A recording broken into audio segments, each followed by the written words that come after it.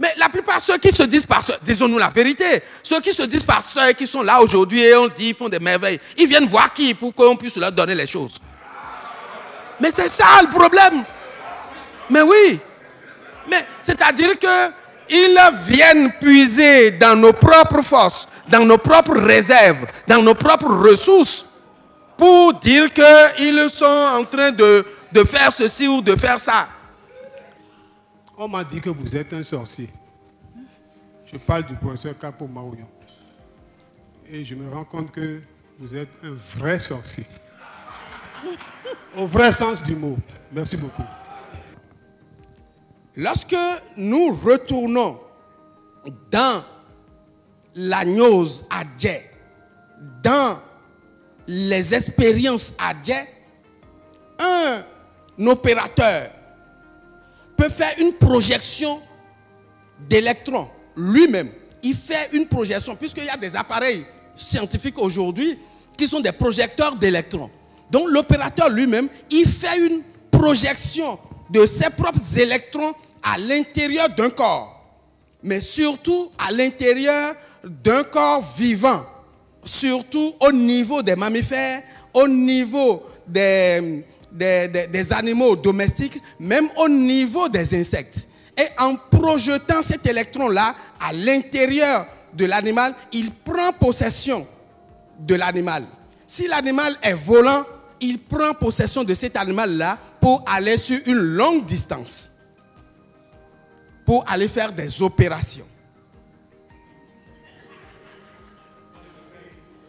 Et ces opérations-là peuvent peut-être avoir comme objectif d'aller soigner quelqu'un, ou d'aller rendre visite à quelqu'un, ou d'aller à une réunion où on peut prendre des décisions. C'est ça.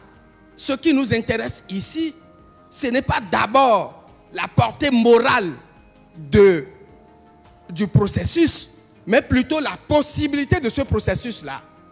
Parce que si nous regardons l'arme nucléaire, nous savons que c'est une invention, c'est un élément qui peut permettre de se défendre, mais c'est un élément aussi qui peut permettre de détruire. La connaissance, c'est cela. La connaissance, ça peut vous protéger comme ça peut permettre de détruire. Donc, lorsque l'opérateur fait cette projection-là, il peut le faire au niveau du parking public, de véhicules que nous avons sur le plan domestique, c'est-à-dire le chat, le chien, qui ne peuvent pas aller très loin, mais qui peuvent circuler dans le quartier. L'opérateur n'a pas d'abord besoin d'acquérir lui-même ce type de véhicule. Il peut les puiser sur le parking public et il peut les utiliser de façon ponctuelle pour aller vérifier l'état de la situation à un niveau donné avant que la grande opération ne soit faite. Donc, ces véhicules-là ne peuvent pas aller très loin. Donc, ils les utilisent de façon domestique ou dans le quartier. C'est pour cela que vous avez certains phénomènes la nuit lorsque vous sortez. Ensuite, cette opération-là peut se faire dans des animaux, dans des oiseaux, qui sont des espèces ailées et qui peuvent aller plus loin. Il y a certains oiseaux qui peuvent aller plus loin que d'autres. Et ces oiseaux-là, comme ce sont des oiseaux nocturnes,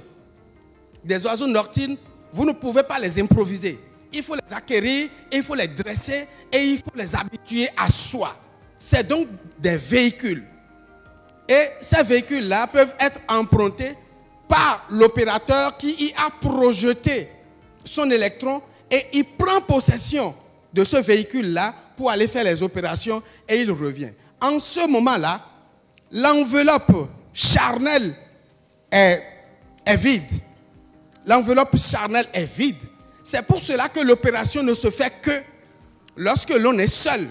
Parce que l'enveloppe charnelle étant vide, ceux qui vont découvrir l'enveloppe charnelle vont penser que, voilà, qu'il est mort. Cela est arrivé plusieurs fois où on a déposé des corps de ce genre à la morgue alors que l'élément viatique, l'électron n'est pas encore revenu. Pour les spécialistes, pour savoir, il y a des mesures. Il y a des mesures de touche, des attouchements qu'on peut faire pour savoir si, bon, momentanément, il est allé ailleurs ou s'il est définitivement parti. Donc, c'est pas, je ne vais pas dire ça ici. Donc,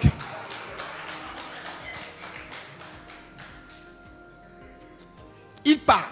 Mais ce qui est stupéfiant là-dedans, c'est que lorsque l'enveloppe est vide là, et que quelqu'un frappe à la porte, alors que l'élément est à près de 7000 km, lorsqu'on frappe à la porte, immédiatement, il peut revenir en une nanoseconde.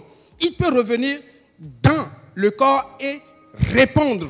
Et on va le voir encore en même temps. C'est ça la science. C'est ce que postule la mécanique quantique dans ce formalisme qu'ils appellent la superposition quantique cohérente d'états. Et qu'au niveau de la gnose, de la connaissance adjecte, l'on nomme la transmutation. À ce niveau-là, le mot qui est utilisé, c'est le mot sémidien. C'est-à-dire, pousse-moi un peu. Lorsque l'opérateur fonctionne ainsi, et là je m'en vais dire en même temps, vous avez vu, j'ai marqué les couleurs. Les couleurs symbolisent le danger de cette opération-là. La transmutation est une opération dangereuse pour l'opérateur. Parce que c'est comme un avion de chasse, mais avec un équipage humain. Et cet équipage humain-là peut être détecté. C'est-à-dire ce type d'avion qui n'est pas furtif peut être détecté par des radars ennemis. Et lorsque les radars ennemis vous détectent, les radars vont vous détruire. C'est pour cela que parfois, vous avez des phénomènes où on dit, bon, un oiseau est tombé, et puis on a vu ceci, on a vu ça. Lorsque le véhicule ou l'avion est arraisonné ou bien capté par les radars ennemis, ce que l'opérateur a à faire, soit il ramène immédiatement le corps physique réel à l'endroit, et là, il est démasqué, humilié et sanctionné, ou bien il ne le fait pas et il périt définitivement. C'est ça le risque qu'il y a dans cette opération-là. C'est pour cela que les débutants, les apprentis ne sont pas autorisés à utiliser cette formule-là sans la tutelle scientifique. Avant qu'on ne vous autorise à l'utiliser, c'est que vous devez avoir une tutelle scientifique la tutelle scientifique qui va détecter là où il y a les radars pour essayer d'échapper à ces radars-là. C'est ça, la tutelle scientifique qui doit permettre de faire ça. Mais malheureusement, comme c'est un formalisme c'est une méthode qui est très facile, les éléments de la basse classe sont les plus nombreux à ce niveau-là. Ceux qui utilisent cette méthode sont les éléments de la basse classe. Ils n'ont pas encore le niveau élevé de la manipulation quantique des éléments. L'autre niveau, c'est le dédoublement ou le clonage humain. La science est arrivée à faire le clonage. Mais sur le plan éthique, on a dit de ne pas continuer pour le moment. C'est-à-dire qu'on fabrique un autre être à partir d'un autre, le clonage. Mais dans l'Académie adjecte, le clonage humain se fait. Et l'on arrive à trouver le même individu à deux endroits ou à plusieurs endroits simultanément. Pour ceux qui connaissent le panégyrique du roi Béanzin, lorsque le panégyrique dit Dahomehosu untode untotete, Dimehosu untode untotete, c'est-à-dire que le roi de Dahomey, le roi de Djimé, je suis ici, je suis là, je suis au milieu. C'est-à-dire que pendant la guerre, lorsque vous allez dans son palais à Djimé, il était présent. Sur le front des batailles, il était encore présent. Et vous le retrouvez partout. Mais le danger qu'il y a dans ce formalisme-là aussi, c'est pour cela que je l'ai mis en rouge, c'est que lorsqu'une copie de ce clonage-là a un problème, c'est que l'individu est fini. Lorsqu'il est identifié ou lorsqu'il est blessé, l'individu est fini.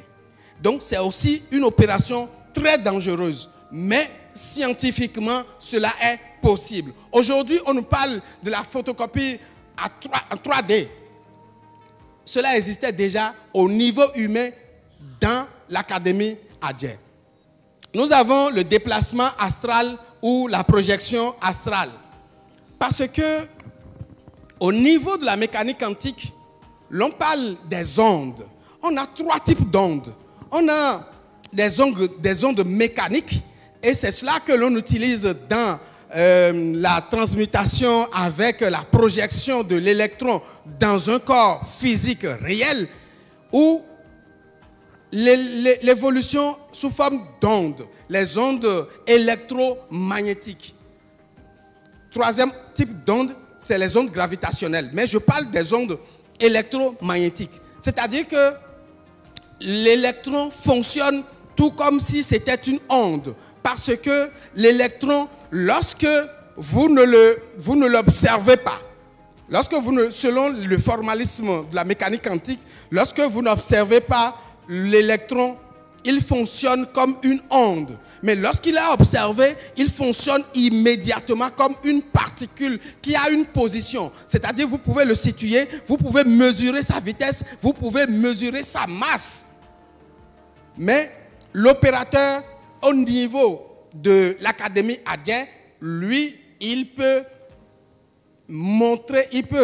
projeter son électron qui va évoluer comme une onde. Lorsque l'onde évolue, elle peut aller à tous les endroits de façon furtive. C'est comme ce que nous avons aujourd'hui comme les drones furtifs, qui sont furtifs.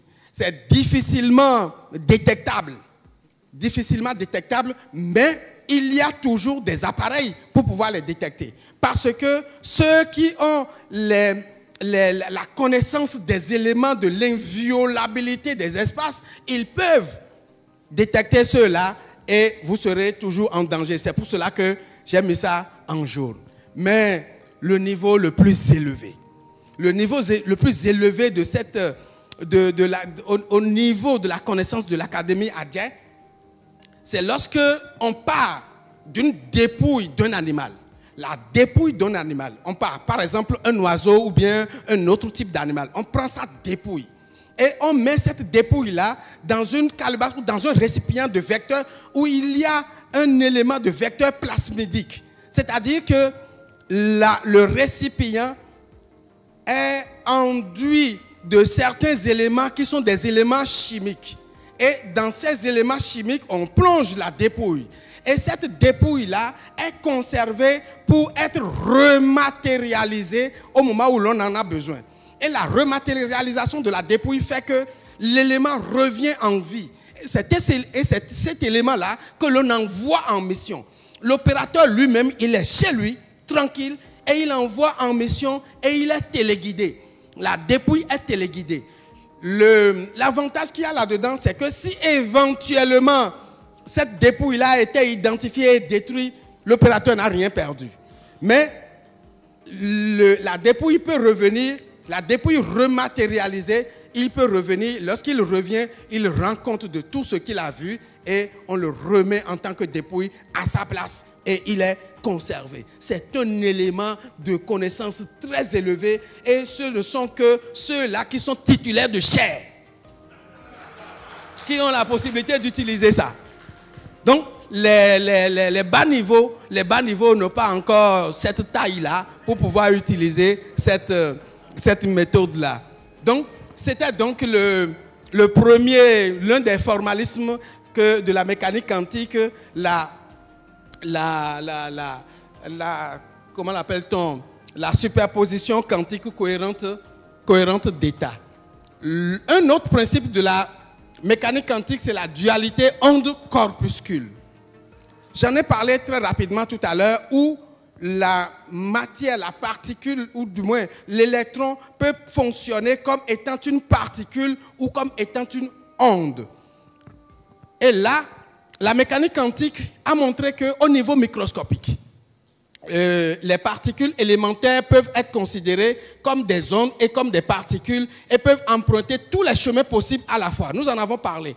Et c'est ça, cette attitude-là, à la fois ondulatoire et corpusculaire de la lumière que l'on retrouve au niveau du photon. Le quantum du photon étant la lumière. C'est la lumière qui fait fonctionner le photon. Donc, le rayonnement électromagnétique est lui-même à la fois onde et corpuscule. Dans la manipulation à jet de ce principe-là, lors du déplacement astral, la particule élémentaire n'a besoin ni de route, ni de piste, ni de rail pour aller partout à la fois. Parce que lorsque la projection est faite et qu'on est dans on est dans le déplacement astral, c'est l'onde qui évolue et il est partout à la fois. C'est pour cela que vous allez, lorsque certains parlent chez eux, ils se disent, même lorsqu'ils sont dans leur propre chambre, ils murmurent parce que peut-être il y a une onde qui est là, qui peut entendre ce qu'ils sont en train de dire. Peut-être qu'ils sont en train de donner une information importante, ou bien ils sont en train de dire un secret, ou ils sont en train de comploter. Il y a cette possibilité-là qu'une onde qui vous épie puisse entendre ou écouter ce que vous êtes en train de dire.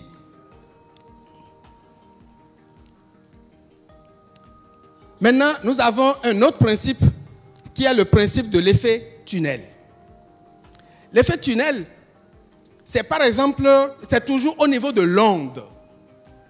Lorsque vous fermez un espace de façon hermétique, prenez l'exemple des boîtes de nuit, où on essaye d'insonoriser l'enceinte. Mais le bruit que l'on fait, lorsque vous êtes au dehors, quelle que soit la précaution, on perçoit toujours ce bruit. Comment cela se passe-t-il?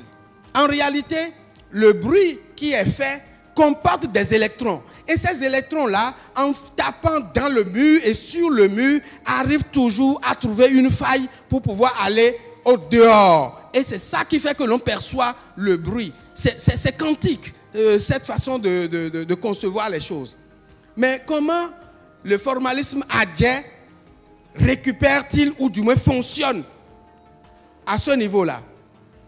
Lorsque vous êtes dans votre chambre, vous pouvez être dans votre chambre, tout est fermé, mais quelqu'un peut entrer. Il n'a pas fracassé votre porte, il n'a pas brisé le mur, mais il est présent. Comment il a fait? Et c'est parce que souvent on ne sait pas comment il a fait, puisqu'il a utilisé cet effet tunnel. C'est parce qu'on ne sait pas comment il a fait qu'on dit que c'est la sorcellerie, en réalité. Parce qu'il y a un process pour pouvoir arriver dans votre appartement. Lorsque je laisse la question d'appartement, prenons la question des arbres. Des arbres. Parce que parfois, notre imaginaire nous fait dire que, bon, on a trouvé des présences humaines dans tel arbre, dans tel autre arbre. On suppose que cela soit vrai. Mais comment les humains ont-ils pu faire ça? Ce n'est pas ce phénomène de la mécanique quantique qui est le formalisme de l'effet du tunnel. Parce que la méthode obtenue, soit on tourne autour de l'arbre, soit on touche à l'arbre, et dans un arbre comme ça, près de 300 individus qui ont pu projeter leurs électrons sur l'arbre arrivent donc à y entrer et à tenir des réunions et à faire leurs affaires à l'intérieur d'un arbre. Voilà donc comment fonctionnent en réalité les choses, et cela n'a rien de sorcier. Nous disons que c'est sorcier parce que nous ne comprenons pas par quelle méthode cela pouvait-il arriver. C'est l'effet tunnel qui fait que cela se fait en ce moment-là. Il y a un autre principe essentiel dans la mécanique quantique qui est l'intrication quantique. Intriquer, c'est attachés, collés, corrélés, liés. Lier deux choses au moins ensemble. Et les physiciens Schrödinger et Albert Einstein ont pu démontrer qu'il y a des particules qui sont attachées entre elles, quelle que soit la grande distance qui les sépare. Une particule ici, une particule au Japon par exemple, ils sont intriquement liés. Et ce que l'un est en train de faire ici, l'autre est en train de faire la même chose là-bas. Et ce principe-là, nous retrouvons cela au niveau des Ibédi. Au niveau des Ibédi, d'abord. C'est-à-dire au niveau des jumeaux, qui sont intriquement liés.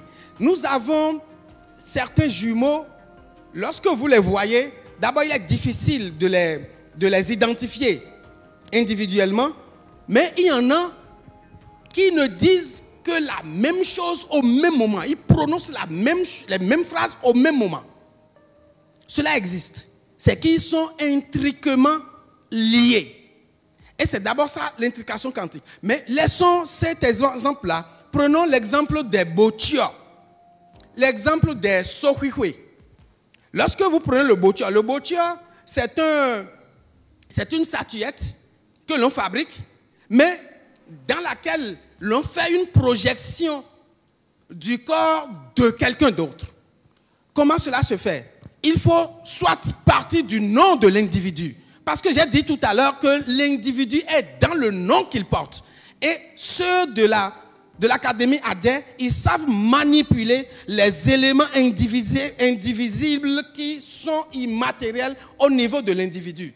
Donc, lorsqu'ils connaissent le nom, ils peuvent manipuler ce nom-là et ils peuvent transmettre ce nom à la statuette dont je suis en train de parler. Ou bien, lorsqu'ils ne veulent pas procéder par le nom, parce que plusieurs personnes peuvent porter le même nom, exactement, ils peuvent partir du prélèvement de l'ADN de l'individu. L'ADN de l'individu se trouve dans ses vêtements, se trouve dans tout ce qui a touché à son corps. Et lorsqu'on a ces éléments-là, on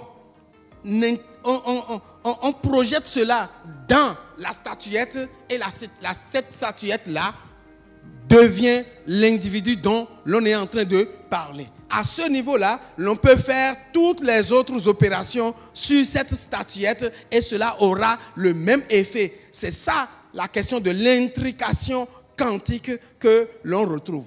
Cela peut se faire soit pour le bonheur de l'individu qui est intriqué, comme cela peut aller à son désavantage. Bien entendu, cela dépend des objectifs que l'on veut poursuivre à ce niveau-là. Ce que je démontre ici, c'est la possibilité de le faire et la procédure scientifique, la démarche scientifique qui y aboutit pour que l'on puisse savoir que cette opération est une opération hautement scientifique, donc quantique, et non une opération qui n'a rien à voir avec la sorcellerie.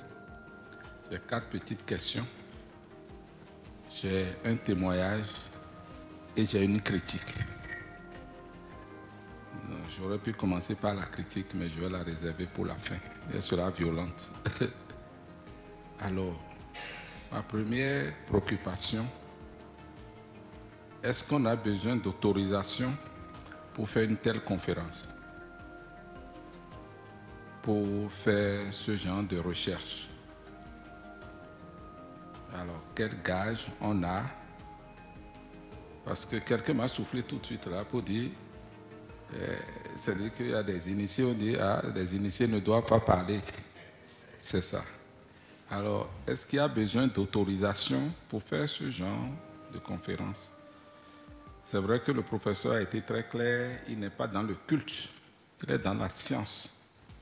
Nous, au théâtre, on a pu prendre ces choses-là, débarrasser du culte, on laisse le culte aux sachants. Mais les rites et traditions, on a pu les travailler. Je crois que vous êtes dans une telle démarche et vous êtes autour du phénomène et de son explication, rapportée peut-être à la science. Donc, autorisation. Et ceux qui craignent que vous dépassiez donc cet aspect de l'enveloppe pour aller plus loin. Quelles précautions pour que les ondes de correction... Voilà la première préoccupation. La deuxième, c'est que quand vous avez dit que c'est le blanc et la diabolisation, je suis un peu sceptique. Moi, depuis mon enfance, d'où vient? Moi, j'ai vécu en milieu fond, en milieu nago.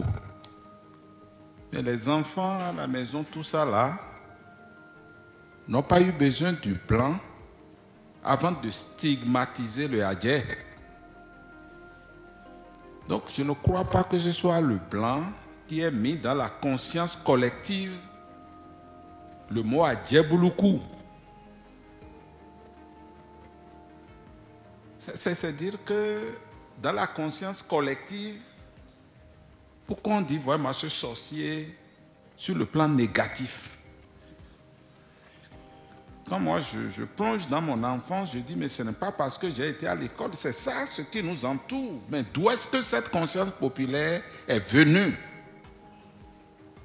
Est-ce parce que dans la communauté, l'académie, les gens n'ont pas respecté les règles même qui font de l'académie avec des déviances sociales? Que ça s'est imposé, c'est venu? Ou bien, moi c'est des questions que je pose, ça peut vous permettre d'aller aussi plus loin après dans la recherche.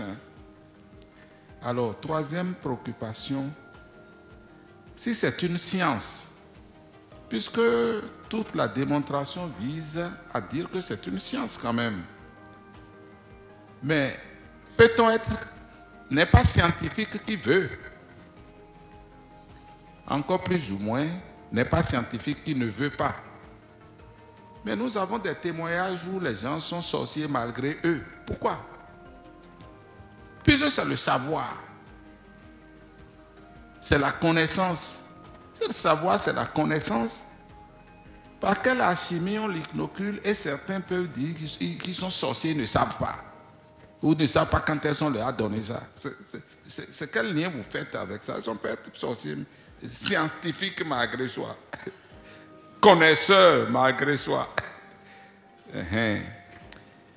Et puis, certainement, c'est la dernière question en attendant d'aller au témoignage.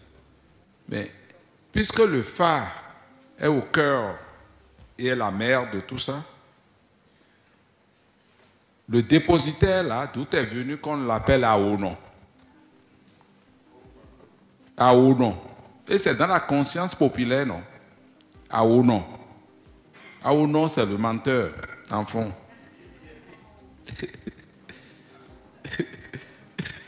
Aussi, il est vrai que c'est celui qui connaît l'intérieur, mais c'est aussi la perception du menteur.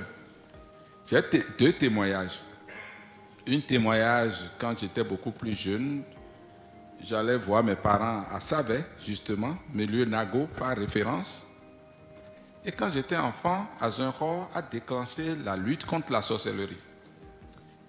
Et le camp militaire ancien qui est là faisait office de prison pour les sorcières qu'on amenait de toutes les régions donc de Savet.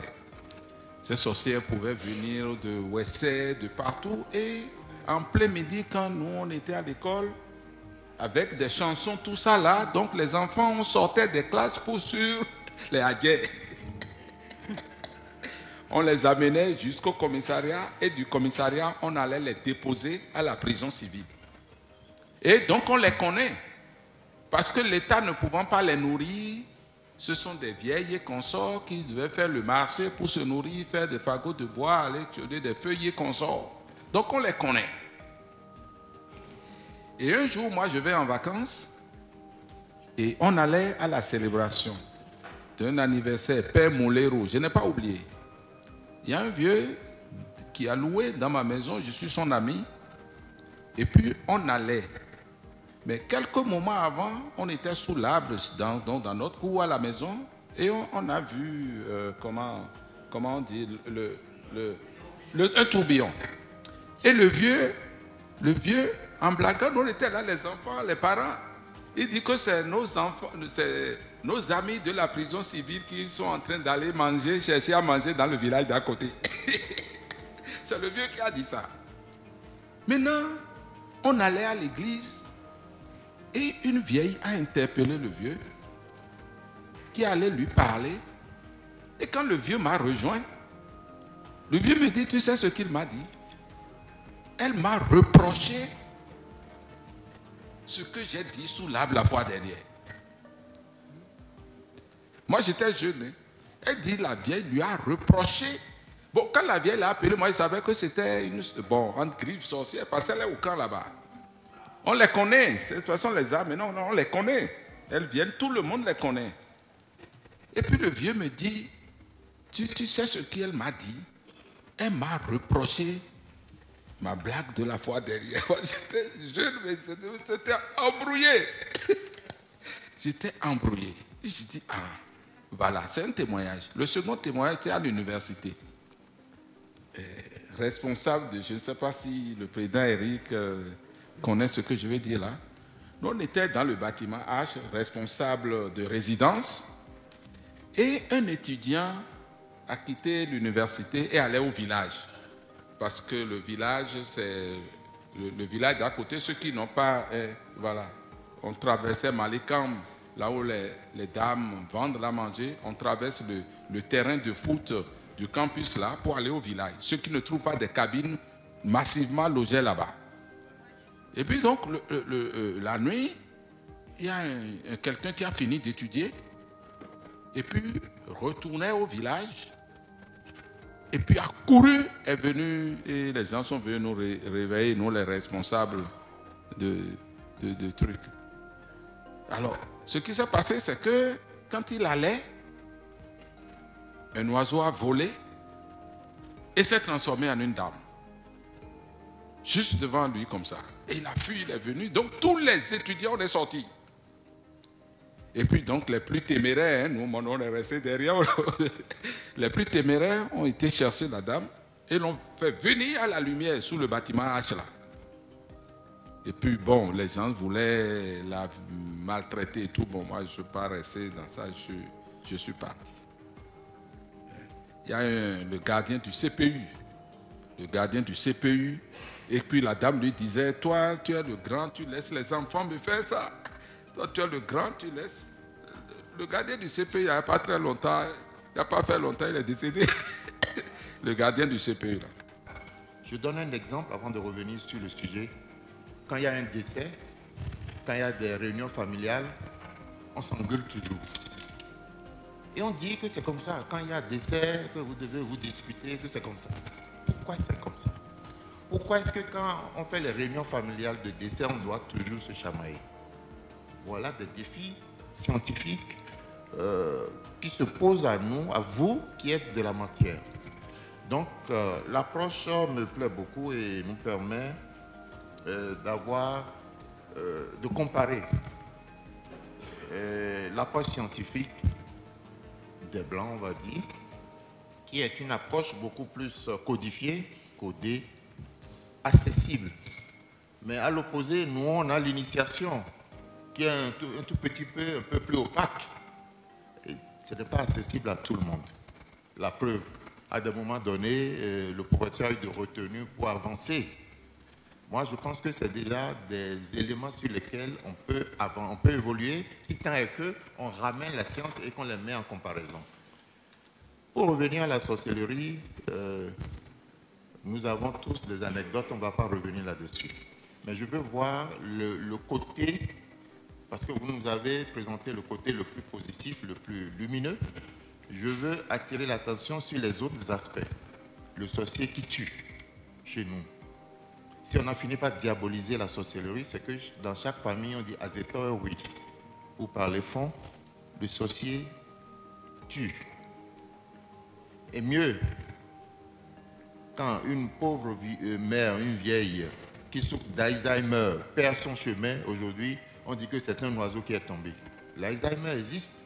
C'est une maladie terrible qui amène les personnes âgées à oublier tout, y compris le chemin, y compris leurs parents. Donc il y a des aspects importants sur lesquels je pense que nous pouvons davantage travailler. Je voudrais terminer en faisant deux approches, ou plutôt deux appuis. Je vais citer deux exemples. Le premier, c'est la mécanique quantique, son exploitation en médecine. Moi, je suis allé, j'ai un tout petit peu fait comme vous, je suis allé jusqu'à aller faire une consultation de médecine quantique. La médecine traditionnelle ou la médecine d'aujourd'hui soigne à partir de la cellule. Mais la médecine quantique va dans l'atome. Parce qu'on dit, si le mal existe, il faut aller le corriger dans l'atome et on le corrige dans tout le corps. Et je suis allé visiter ou prendre une consultation, acheter, je dois dire, une consultation chez un spécialiste ivoirien, docteur Didier Yapi. Je le cite parce qu'il m'a donné un exemple. Il dit, au début, quand il disait médecin quantique, personne ne venait. Mais à partir du jour où il a mis les images du Bénin, les images du vaudou dans sa salle d'attente, et que ça a été rempli, il a commencé par avoir de la consultation. D'où le lien que je voudrais qu'on poursuive avec la démonstration que vous avez faite. Je voudrais terminer par une question que j'ai posée à quelqu'un il y a de cela quelques années. J'étais, on va dire, 3 à 4 ans. J'étais secrétaire permanent du cadre de concertation des ministres de l'emploi et de la formation professionnelle. Et j'avais rendez-vous avec le président, qui était béninois, ministre de la formation professionnelle. Le jour-là, il était fatigué. Et l'entretien, pendant 15 minutes, était un peu pénible. Il sortait d'un conseil des ministres, c'était un mercredi. Mais à un moment donné, j'ai pris sur moi de lui dire, professeur, quelle est la part du FA dans l'orientation professionnelle des jeunes gens? Mon Dieu, il s'est réveillé et l'entretien a duré 45 minutes. Ce ministre s'appelle Maouyon Kako et je lui renouvelle la question aujourd'hui. Quelle est la part du FA telle que nous la concevons dans des décisions scientifiques qui nous engagent l'orientation professionnelle des jeunes gens, par exemple? Vous avez parlé de vaudou. Chaque fois, j'ai entendu parler de vaudou. Je voudrais dire, professeur, que l'ère culturelle d'où moi je viens, on ne sait pas ce qu'on appelle vaudou. Ça n'existe pas comme terminologie, comme appellation. Quoique, j'avais échangé un jour avec vous. Et vous m'avez dit que vaudou, là, chez moi, dans l'ère culturelle, Wassangari, Baton, ça veut dire Goussouno. Je crois que c'est ça, professeur. Avec maintenant Goussouno. Goussouno, c'est Dieu. Hein? Goussouno, c'est Dieu. Ah, c'est Dieu. C'est Dieu. Mais vous m'avez dit quand j'ai dit. C'est Bounou. Hein? Bounou. Bounou. Oui. Ah ben, moi j'avais entendu Goussouno. Donc c'est Bounou. Voilà, oui, c'est Bounou. Bounou, voilà. Avec ces différentes manifestations, adorations. Alors, tout l'exposé et tout ce que vous avez montré, professeur, j'ai retenu quelques terminologies et surtout, il est apparu partout la science. Et, professeur, c'est à ce niveau que moi, je voudrais encore vous interpeller pour dire, mais en réalité, c'est quoi la définition de la science? Vous voyez, c'est là aussi, si cette question n'est pas clairement clarifiée, et on peut aller dans tous les sens. Et je sais par ailleurs que peut être considérée comme science toute matière qui a un objet d'étude. Deuxième élément est également considéré comme science toute matière qui, en dehors de l'objet d'étude, qui a un mode d'investigation. Un objet sur lequel on étudie et un mode d'investigation. C'est à ce niveau, et c'est par rapport à ça que, parfois, lorsque les gens disent non, les mathématiques sont différentes des lettres modernes de la philosophie, je dis non, c'est pas ça. tout peut être considéré comme science à savoir, mais dans les conditions où on peut étudier, il y a une manière de procéder, etc., etc. Donc, je voudrais que, professeur, que vous reveniez sur ces questions-là pour qu'on puisse se comprendre suffisamment. Alors, d'autre part, professeur, je voudrais dire que dans les sciences sociales, il y a des terminologies que j'ai retenues et qui peuvent permettre de comprendre pourquoi aujourd'hui l'Occident pense que tout ce que nous faisons là, c'est de la sorcellerie. Encore que sorcier, vous êtes d'accord avec moi, professeur, que si moi, je suis sorcier, moi je ne me reconnais pas comme sorcier, c'est vous, c'est l'autre qui croit que moi je suis sorcier. Le sorcier lui-même ne se reconnaît pas comme sorcier. C'est le regard de l'autre qui dit, mais il est sorcier, mais moi-même là, je ne me reconnais pas comme sorcier. Donc, cette question-là aussi, il faut qu'on comprenne davantage de quoi il est question. Alors, je dirais que l'Occident nous a, disons, fourvoyés parce que dans ce qu'on appelle acculturation négative, on nous a montré que tout ce que nous on fait là, tout ce qu'on sait là, c'est de la sorcellerie. C'est ce qui n'est pas du tout bien. Et, pour exemple, je vais prendre un exemple. Et cette conception, cette compréhension-là, s'est cristallisée surtout au niveau de nos amis, les médecins, au niveau de la médecine. Vous voyez, les médecins, quand vous discutez avec eux, vous donnez quelques exemples, ils banalisent. Mais non, ça là, non, ça c'est la sorcellerie. Merci. Monsieur le professeur, merci beaucoup, monsieur le président, chers collègues. Je voudrais faire observer que le caractère scientifique que vous abordez à travers la physique quantique n'a existé qu'à partir des années 1900, que ça a été découvert. Je voudrais faire observer que bien avant, comme vous l'avez dit, depuis l'Égypte jusqu'à Ilé-Ifè, avec même l'Empire et son rail, cette science, en fait, cette culture, cette pratique africaine et initiatique, et ça s'est traduit par des écritures, par des langages. Je voudrais faire observer aussi que, curieusement, les praticiens parlant du Fa n'étaient pas allés à l'école de l'Occident, mais détenaient le savoir. Mais malheureusement, ce savoir a été transmis de bouche à oreille.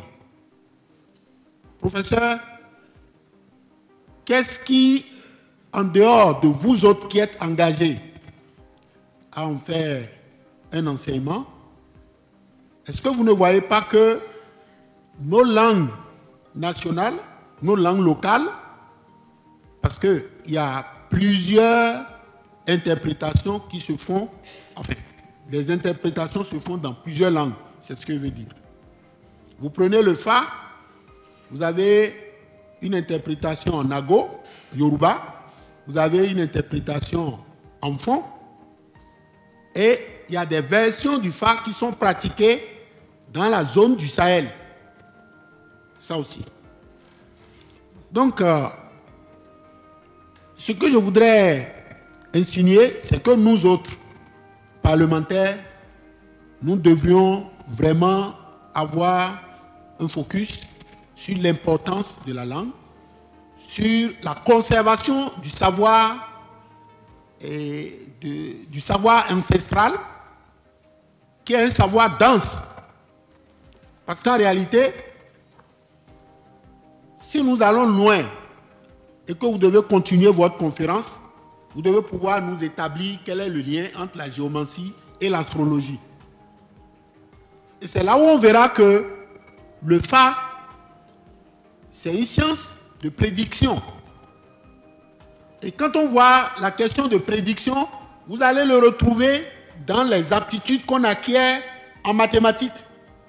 Il y a les mathématiques discrètes, les mathématiques dont l'enseignement permet d'acquérir de la prédiction, de l'intuition. Et vous verrez aussi que, et c'est ma question que je vais vous poser, puisque des jours à venir, on parle de vaudou, mais je voudrais partager avec vous, si vous faites attention, même les praticiens de comédie, de théâtre, toutes les chansons que vous chantez là, c'est les chansons de Fa. Toutes les chansons que vous chantez, les chansons qui sont chantées par les adeptes de Sapata, c'est des chansons de Fa. De Rebioso, c'est les chansons de Fa. Établissez-nous le lien entre le Fa et le vaudou. Et malheureusement, dès que je prends la parole, on commence par parler du temps. Ce n'est pas un problème. Je réserve alors ce que je pourrais avoir à partager avec vous pour vous-même, pour moi-même, mais en indiquant que le Fa, c'est une science de prédiction. Le Fa, effectivement, permet de guider et d'orienter un enfant qui est né aujourd'hui à un certain âge pour dire, cet enfant-là, il doit travailler dans les banques, il ne doit pas aller se livrer au métier de la forge, il ne doit pas se livrer au métier de chauffeur, et c'est réel. La seule chose, c'est le legba qui est là. Le legba aussi. Expliquez-nous. Le rôle que joue le legba comme messager. Vous voyez, dans un sens. Mais, et les vertus des plantes. Parce que tout ce qu'on dit, si c'est pour guérir une maladie, le Fa va révéler qu'il faut aller chercher telle plante. Et réellement, ces plantes-là ont des vertus. Comment on fait pour que on parte de la connaissance initiatique, de la culture africaine, de ces révélations ancestrales à la médecine traditionnelle? J'en ai fini. Professeur Kako, je vous félicite. C'est vrai, que je suis vos séminaires, j'ai été sidéré. Seulement, vous n'avez pas été dans les détails. Pourquoi c'est souvent les femmes qu'on appelle sorcellerie, qui font la sorcellerie négative? Souvent les femmes. Moi, j'ai assisté à une scène chez moi. Et les femmes, les dadas qu'on appelle dadas ou bien les domestiques, j'en ai deux chez moi. Mais il y a une d'entre elles qui a un comportement bizarre.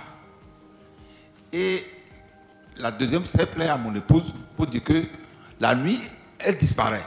Elle dit, elle dort, et puis profondément, on la touche, elle ne bouge pas. Elle a dit plusieurs fois. J'ai dit, ok, on va la suivre.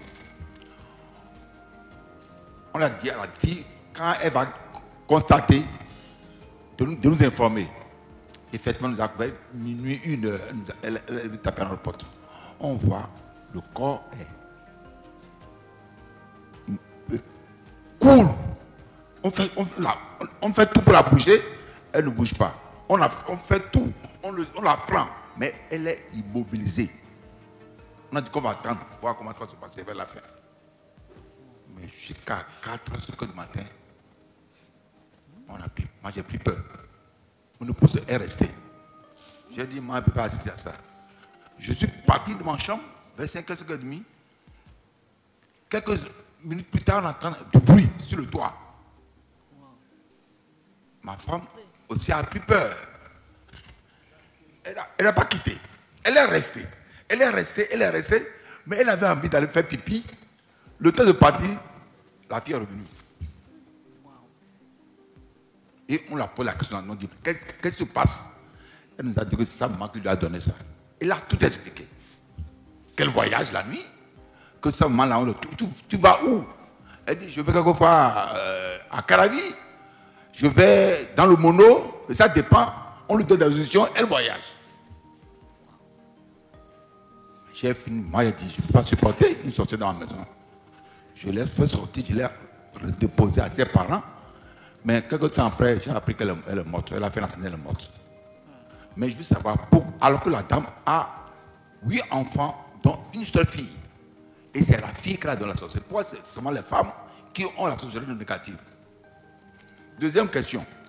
Quelle est la différence entre le Fa et les pasteurs ou les visionnaires qui font... Vous allez voir un visionnaire, ça va coûter à peine 10 000 francs. Vous allez voir un Fa, il finit de dire que c'est bon, hein, mais il en s'en va. Ça, on ne friture pas sortir de l'argent. Alors que chez les visionnaires, chez les pasteurs, ça dépend. Mais les Fa, c'est toujours de l'argent. On dit que tout est bon. C'est beau, il n'y a pas de problème. Mais il faut sortir 50 000 francs pour faire les cérémonies, pour faire, comment on dit souvent, il en s'en va. Donc, des gens passent pour boulot, pour escroquer, il est un peu escroqué. Ouais. Et ça dépend. Ça dépend. Je pense que d'autres questions, monsieur le professeur, vous allez se voir après. J'ai d'autres questions que je vais vous poser après. Merci, monsieur le président. Merci, monsieur le président. Je suis heureux que j'ai bu à la source de la prestation du professeur Kabou Maounion. J'entendais parler de lui souvent, mais je n'ai jamais eu l'occasion de vivre en réalité cela. Merci beaucoup, professeur. Vous avez ouvert un peu mes yeux. Le Fa, si je m'abuse, est l'ancêtre de l'informatique, qui est d'ailleurs conçu sur une base binaire, qui utilise l'algorithme d'analyse combinatoire et ce lien avant que les richesses scientifiques occidentales ne soupçonnent l'existence du quantum. C'est bien ça. Et cela étant, j'ai une confusion à mon niveau. Je n'étais pas très fort dans ces histoires-là, mais j'ai une confusion. Permettez que ma faiblesse, je l'expose afin d'avoir des connaissances pour relever. Je voudrais demander quelle est la corrélation entre le Fa, le vaudou, le christianisme, la religion musulmane et la sorcellerie. Je ne sais pas si vous avez pris note. Que dites-vous enfin, monsieur le professeur, du côté sombre de la sorcellerie? Merci, professeur. Merci. Merci, monsieur le président de l'Assemblée. Merci, monsieur le professeur. Je dois dire que, avec l'intervention du président Aladati, j'ai quelques préoccupations qui sont prises en compte. Et je dois quand même féliciter le professeur pour sa brillante présentation. Il faut avouer que nous avons, de toute façon, personnellement, j'ai beaucoup appris. J'ai clarifié certaines connaissances à mon niveau qui étaient peut-être trop superficielles. Et au passage, je le remercie pour ça. J'ai deux préoccupations. Je voudrais dire au professeur que malgré tous les efforts qu'il a fait pour rendre comestible, pour rendre accessible la connaissance, cette connaissance-là, elle reste toujours ésotérique. Elle reste toujours pour les initiés. Avec le langage, je crois que le président Holden l'a dit, vous avez fait l'effort de ramener ça à la portée de tout le monde, mais franchement, elle reste toujours magistrale. Bon, je ne sais pas si c'est possible encore pour vous, sans dénaturer cette connaissance que vous voulez transmettre. Je n'en sais rien. Peut-être il vous revient d'apprécier. Et de ce fait, je voudrais savoir quel serait alors l'avenir de cette connaissance si elle doit être placée pratiquement à ce niveau de connaissances. Combien d'humains pourraient avoir accès à cette connaissance? Surtout que le taux d'analphabétisation en Afrique et au Bénin en particulier est si bas. Quel est le sort de cette connaissance? Vous-même, vous êtes combien aujourd'hui à porter encore cette connaissance? Et quel est son avenir pour l'Afrique? Ceux que vous formez sur le campus, vous attendez quoi d'eux? Qu'est-ce que vous attendez d'eux? Quel type de citoyens, quel type de scientifiques qui deviennent pour le bonheur de notre continent et de notre pays? Je suis un peu préoccupé par cet aspect de la question. Ensuite, je voudrais savoir comment se transmet cette... Vous avez parlé en prenant appui sur, disons, la mécanique quantique, qui est une avancée par rapport à la mécanique physique.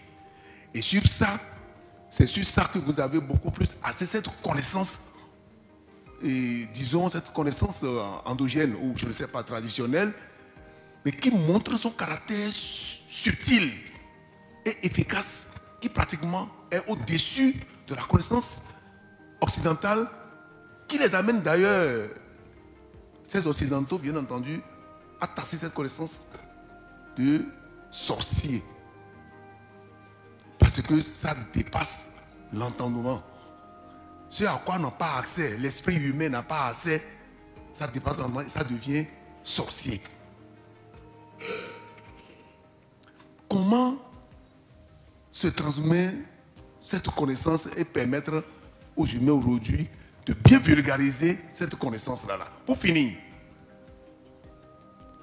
la connaissance aujourd'hui que fait valoir les Occidentaux, la source de cette connaissance, c'est de l'Afrique, c'est de l'Égypte. Quand on s'amuse à lire les auteurs comme Cheikh Anta Diop, on se rend compte en fait que les connaissances, c'est juste une méconnaissance par les Occidentaux de nous faire croire qu'ils sont les maîtres de ces connaissances-là.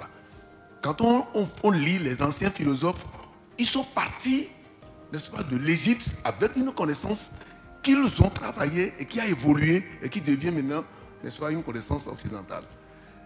Cette connaissance d'Égypte, et vous en avez fait allusion, quel est aujourd'hui son destin? Merci de votre attention. Beaucoup, Monsieur le Président et Monsieur le conférencier.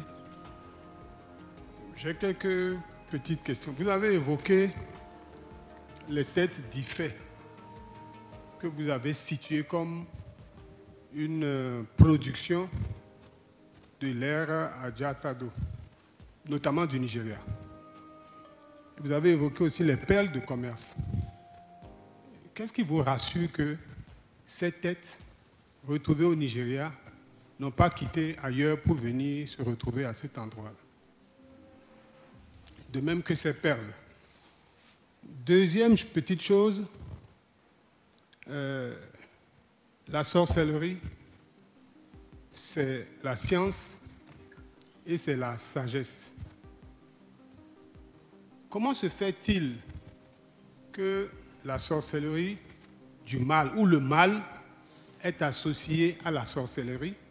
Vous avez semblé dire que le mot sorcier, qui signifie chez les Occidentaux la sagesse et la science, transplanté ici, prend une autre couleur, prend une autre signification. C'est l'incarnation du mal. Le blanc le fait, selon vous, et nous-mêmes, nous le faisons, puisque tous ceux qui sont dans le mal sont Azétor, et vous avez dit que Azé est venu de Adjé. Donc, nous aussi, nous prenons ceux qui font le mal comme des sorciers et qui sont donc détenteurs de la science. N'y a-t-il pas possibilité, aussi bien en français que dans nos langues traditionnelles, de désigner autrement ceux qui utilisent leur savoir et leur science pour faire du mal, plutôt que de prendre le sens primaire qui est porteur de science et de sagesse pour désigner ceux qui font du mal. L'autre chose que je voudrais dire, à trait au Akpele ou bien Okpele dont vous avez parlé, j'ai un problème. Est-ce qu'il y a une norme de fabrication? Est-ce qu'il y a un brevet? Parce que selon moi, selon que c'est mal fabriqué ou bien fabriqué, on peut déboucher sur des choses qui n'ont pas, qui ne signifient pas ce que ça doit signifier. Lorsqu'on va le lancer, s'il est mal enjancé, donc, est-ce qu'il y a un laboratoire? Est-ce qu'il y a un brevet? Est-ce qu'il y a des normes de fabrication?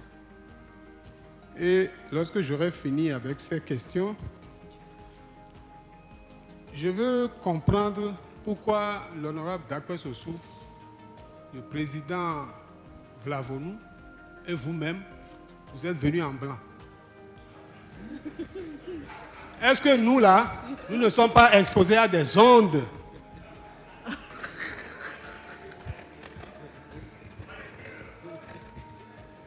Et quand j'aurai fini de dire ça, vous avez dit que... Vous avez évoqué mon prénom, que moi je croyais être un prénom essentiellement européen. Dites-moi quel est le lien entre mon prénom et le... Comment vous avez... Le Khomla dont vous nous avez parlé. Que je sache vraiment si mon prénom est d'origine africaine ou pas. Pour finir, ma question s'adresse au président de l'Assemblée nationale. Qu'est-ce qui a pu permettre que cette activité soit planifiée? Quel est le lien que cela a avec la fonction du député? Légiférer, contrôler l'action du gouvernement. Y a-t-il une législation en perspective qui nous permet, en faisant cet exposé aujourd'hui, d'avoir un renforcement de capacité? Parce que j'ai cherché le lien pour que ce soit une activité du Parlement aujourd'hui, je n'ai pas trouvé. Je ne veux pas dire que je regrette d'être venu, bien au contraire. Moi, j'avais une activité politique aujourd'hui et j'ai annulé l'activité pour venir ici. Je ne regrette pas ce que j'ai entendu, mais quel est le lien? Donc, je souhaite savoir, parce que si demain, une autre préoccupation s'exprime, comment on va gérer ça? Donc, je vous remercie, je vous félicite pour la quantité d'informations que vous nous avez données. On m'a dit que vous êtes un sorcier. Je parle du professeur Kapo Marouillon. Et je me rends compte que vous êtes un vrai sorcier. Au vrai sens du mot. Merci beaucoup.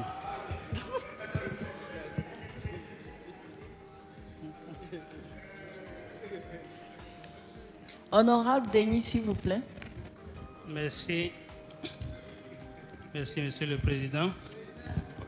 Merci, Monsieur le Professeur.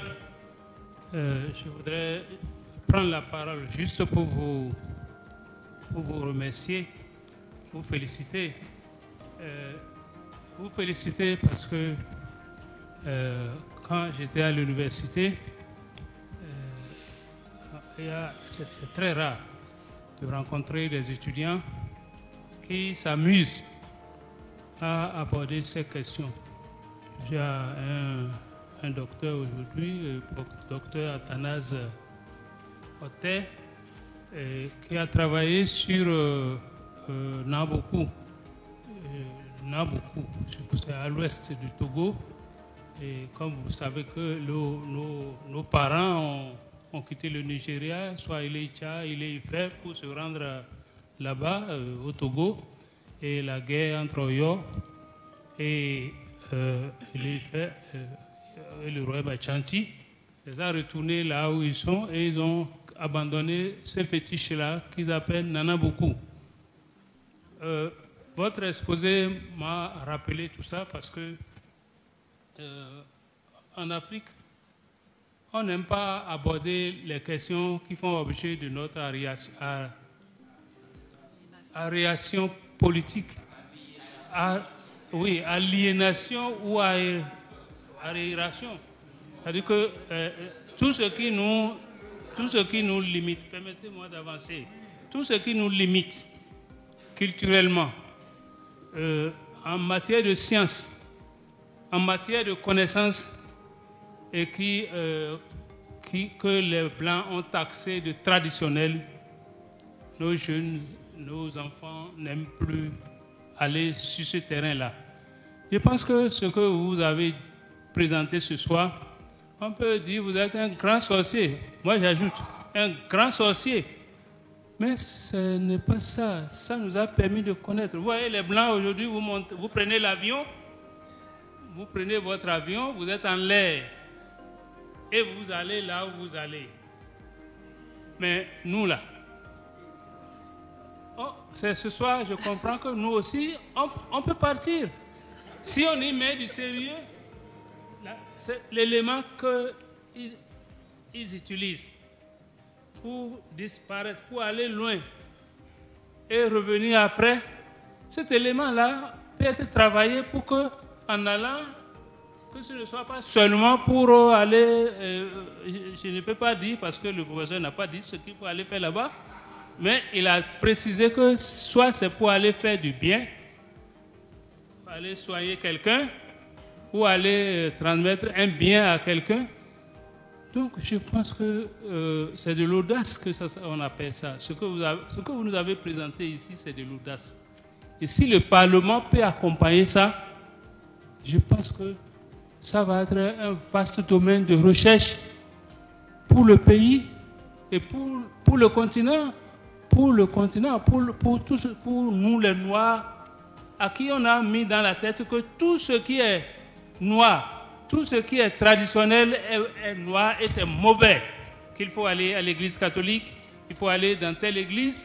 On nous a aliénés, c'est le mot, on nous a aliénés, arriérés. C'est ça.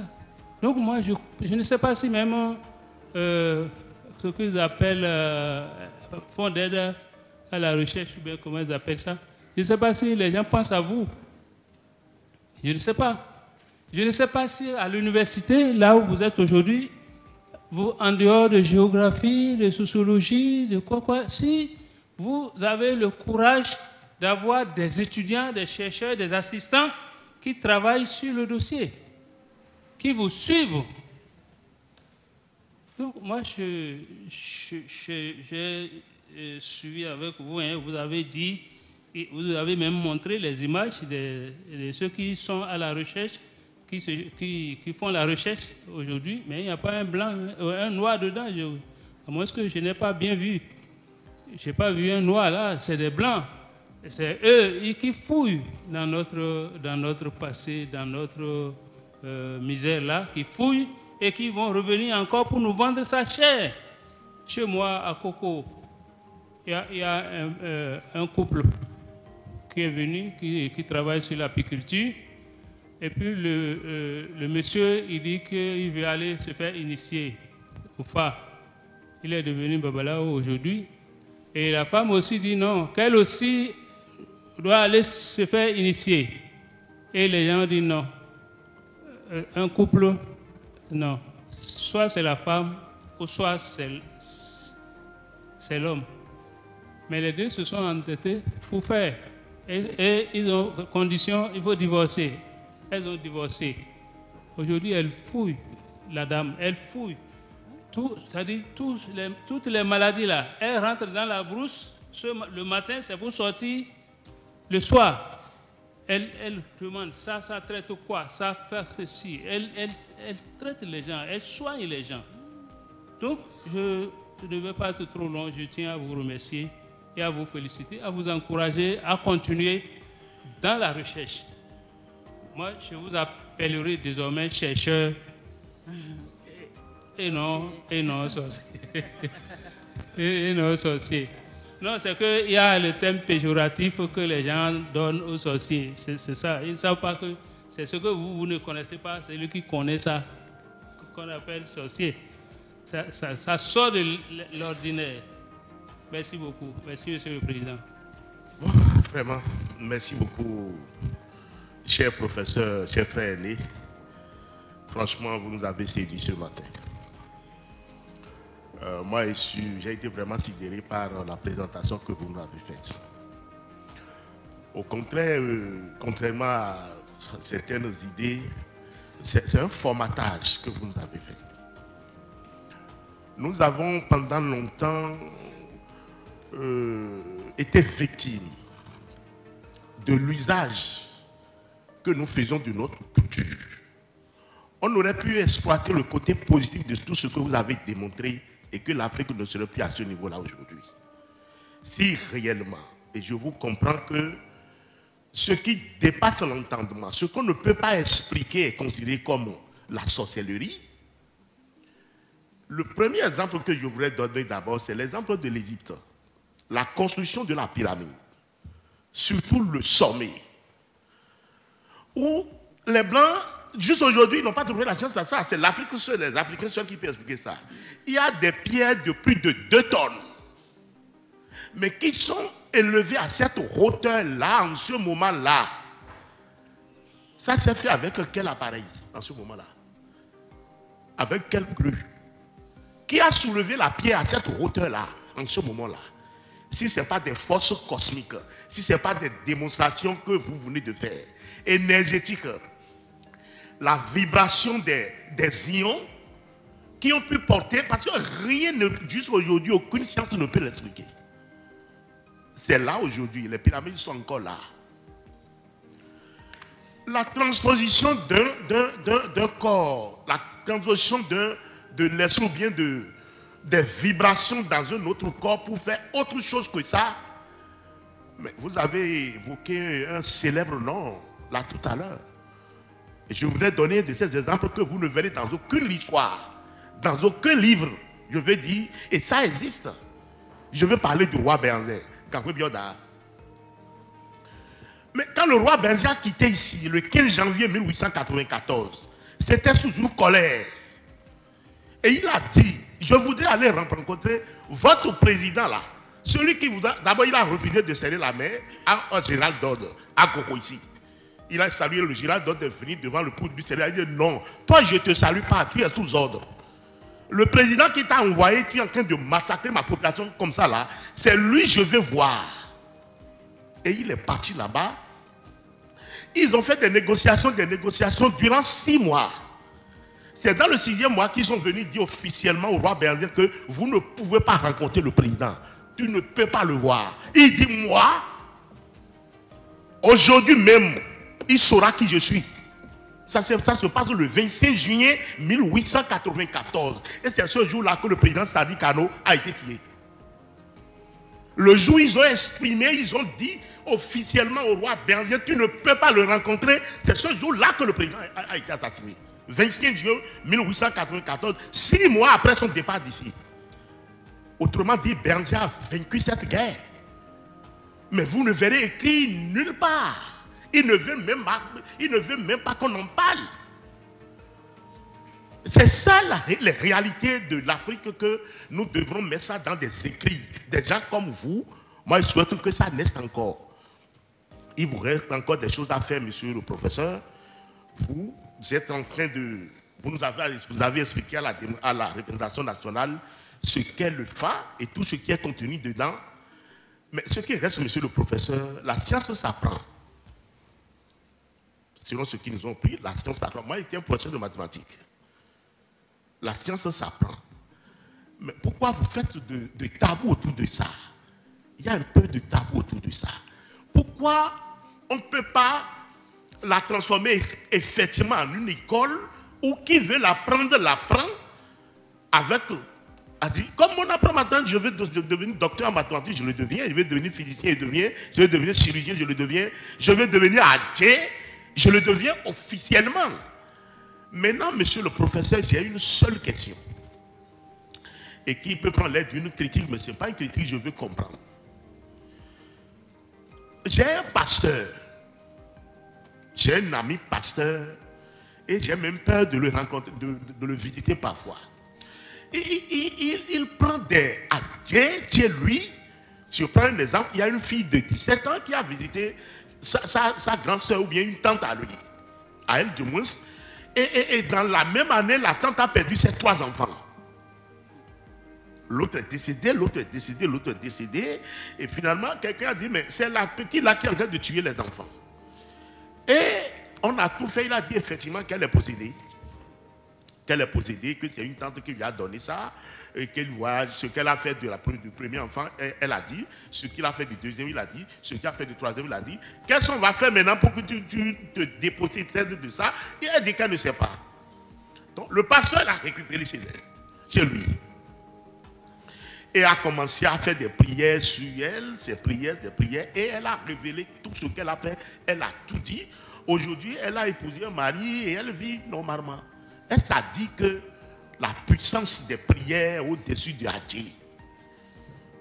Est-ce que les prières des pasteurs là, oui, c'est du vécu. Je connais le pasteur, il a près de 8, c'est-à-dire si on découvre sorcier quelque part dans l'église, on lui amène ça. Et il fait des prières sur là et tu te dépossèdes et tu deviens un homme normal. Juste aujourd'hui, ils n'ont pas pu arriver à tuer le pasteur, il vit normalement et il dépossède de ceux qui ont ce pouvoir-là. Donc, je voudrais comprendre cette corrélation-là. Quelle force y a-t-il entre les... Je voudrais que vous fassiez une étude comparative entre les deux pouvoirs-là. Pour moi. Merci beaucoup. Si on va parler de tout là, on va trop... Merci beaucoup, monsieur le professeur. J'ai un pasteur. J'ai un ami pasteur et j'ai même peur de le rencontrer, de le visiter parfois. Il prend des adieux chez lui. Si je prends un exemple, il y a une fille de 17 ans qui a visité sa grande soeur ou bien une tante à lui. À elle du moins. Et dans la même année, la tante a perdu ses 3 enfants. L'autre est décédé, l'autre est décédé, l'autre est décédé. Et finalement, quelqu'un a dit, mais c'est la petite là qui est en train de tuer les enfants. Et on a tout fait, il a dit effectivement qu'elle est possédée. Qu'elle est possédée, que c'est une tante qui lui a donné ça, et qu'elle voit ce qu'elle a fait du premier enfant, elle a dit, ce qu'il a fait du deuxième, il a dit, ce qu'il a fait du troisième, il a dit. Qu'est-ce qu'on va faire maintenant pour que tu te dépossèdes de ça? Et elle dit qu'elle ne sait pas. Donc le pasteur l'a récupéré chez elle, chez lui. Et a commencé à faire des prières sur elle, des prières, et elle a révélé tout ce qu'elle a fait, elle a tout dit. Aujourd'hui, elle a épousé un mari et elle vit normalement. Elle s'est dit que la puissance des prières au-dessus de Dieu. Est-ce que les prières des pasteurs là, oui, c'est du vécu. Je connais le pasteur, il a près de 8, c'est-à-dire si on découvre sorcier quelque part dans l'église, on lui amène ça.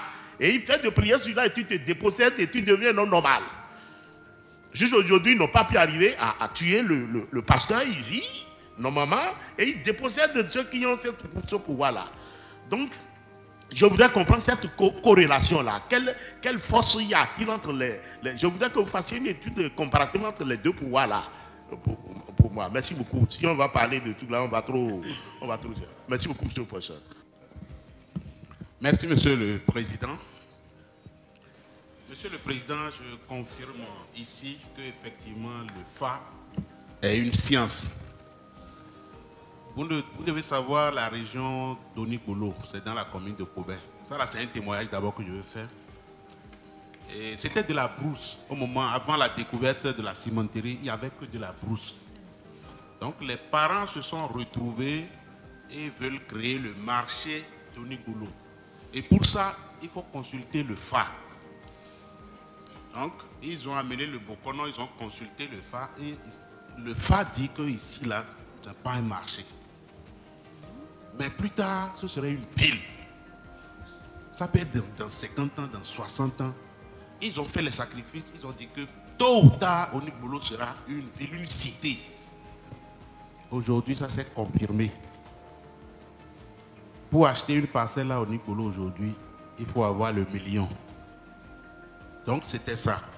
C'est le témoignage. Maintenant par rapport au conférencier, le conférencier a insisté sur le nom que les sorciers utilisent, le nom de la personne. Mais je voudrais demander s'il n'y a pas le sang aussi. s'ils n'utilisent pas le sang.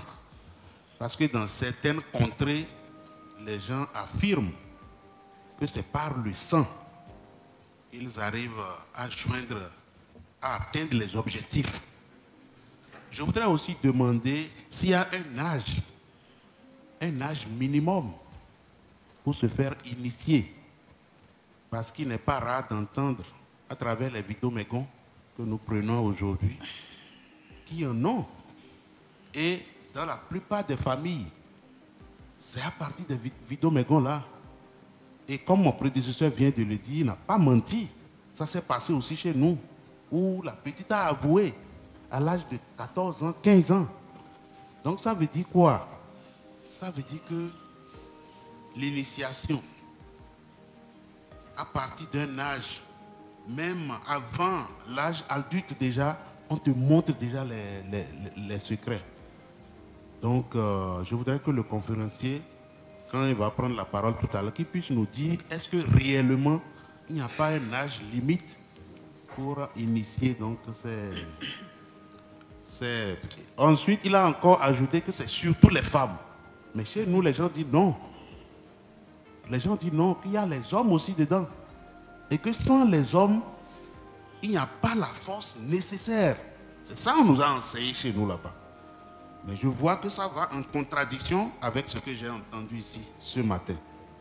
Donc, merci Monsieur le Président. C'est ces deux petites questions-là que je m'arrête. Merci. On aurait pu laisser évoluer cette académie à Djé que dans la langue en Yoruba, on appelait le Okeogba. Okeogba. Ok, c'est ce qui est haut. Ogba, c'est l'enclos. Donc, c'est la connaissance supérieure, mais qui est encadrée. C'est ça l'académie. Et les résultats de cette expérimentation, des différentes expérimentations de cette institution sont protégés. Parce qu'il faut les éprouver d'abord correctement afin de les rendre disponibles. Mais malheureusement, le processus n'avait pas encore abouti à la vulgarisation des résultats avant que la dispersion des membres de l'académie n'intervienne. D'abord au niveau de Ile-Ife, parce que c'est une académie, c'est un cercle initiatique qui avait réellement existé, mais qui était un ordre initiatique dirigé par les femmes, qui avait un pouvoir réel, évident sur les hommes. Mais les hommes n'avaient pas pu supporter ça. Et ils étaient les premiers à commencer à dénoncer ce qui se faisait, parce qu'ils n'avaient pas accès à ce qui se faisait dans le cercle. Donc cette dénonciation avait permis à ceux qui voulaient la dispersion de commencer à exterminer les quelques membres qui étaient connus, parce qu'on ne connaissait pas tous les membres du cercle. Et dans la fuite, certains étaient venus de ce côté-ci, donc de l'Est. Ils sont allés un peu plus vers l'Ouest, ils sont arrivés à ce niveau et ils avaient continué leurs activités de femmes accoucheuses. Elles avaient toutes les connaissances de toutes les formes d'accouchement. Quelle que soit la difficulté ou la position du fœtus, elles arrivaient toujours à faire sortir le bébé. Et par conséquent, elles devenaient les vraies mères de ces enfants-là, et les parents leur vouaient une importance, disons une déférence. Mais également jaloux du pouvoir de ces dames qui avaient beaucoup de connaissances sur leurs enfants, l'extermination a encore également commencé. Elles étaient considérées ou qualifiées de sorcières. Et elles avaient pris la fuite pour aller dans les brousses, dans les forêts. Mais comment survivre dans ces conditions pendant longtemps dans les forêts? Elles y arrivaient un temps soit peu en essayant de kidnapper certains chasseurs. Certains chasseurs, elles essayaient de les kidnapper, mais de les rassurer qu'elles n'allaient pas leur faire du mal, mais elles voulaient seulement que les chasseurs leur procurent de l'alimentation.